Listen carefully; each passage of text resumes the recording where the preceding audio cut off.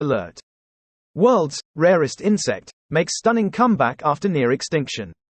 By Tessa Komondouros. Only 20 to 30 feet tree lobsters remain in the wild. This single fragile population was rediscovered in 2001 after the insects were presumed extinct for 80 years. These wild Lord Howe Island stick insects, Dryacosylus australis, currently cling to their precarious existence on a near-vertical volcanic outcrop called Ball's Pyramid.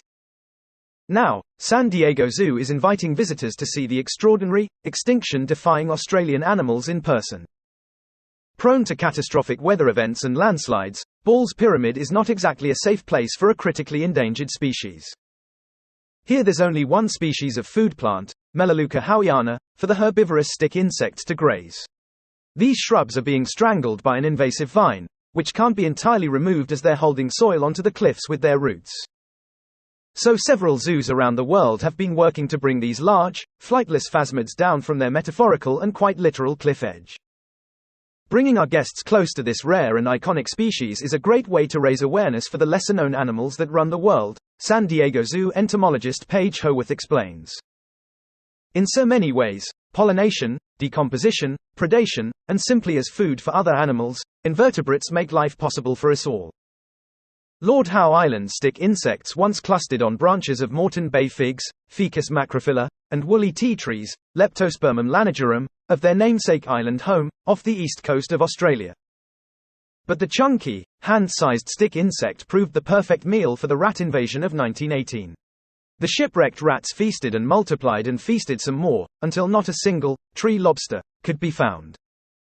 The rats also devoured further native species until they no longer existed on the island, including 5 birds, 2 plants, and 12 other invertebrates.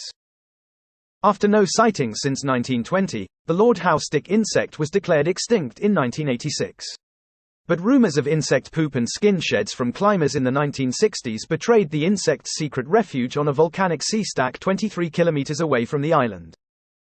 The animation Sticky, by Gilly Rose portrays the animal's incredible saga, including a first-hand narration of their rediscovery on Ball's Pyramid. This incredible feat of survival, despite critically low numbers in such a desolate place, is likely due to the female's ability to clone themselves through parthenogenetic reproduction.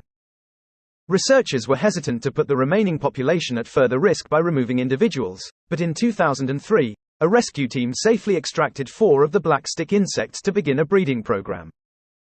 Together, Melbourne, Bristol, now closed, and San Diego zoos have established a captive population, now numbering in the thousands. Since 2019, there has been a massive effort to eliminate the rats on Lord Howe Island with the help of rat-detecting dogs. From endangered land snails to the flightless Lord Howe woodhen, an incredible resurgence of the island's unique wildlife has followed. What is unfolding is an ecological renaissance, Lord Howe Island resident Hank Bauer told Laura Chung at the Sydney Morning Herald in 2022. There's a vine which we didn't know what the fruit looked like. People are taking photos of insects and sending them to the Australian Museum, who are saying we've only got 3 of those on record ever, but we are seeing hundreds of them. Everything is blooming, all the plants are flowering, and we are seeing a carpet of seedlings. The zoos hope their now thriving populations will be used to re-establish the insects back on their island home once it's deemed safely rat-free. This species was once a major converter of vegetative matter and played an important function in the island's ecology as an ecosystem engineer, increasing the richness and speeding up the recycling of nutrients, says NSW state government ecologist Nicholas Carlisle. They are currently a missing piece of the puzzle, and it would be phenomenal to see them back in the forest someday.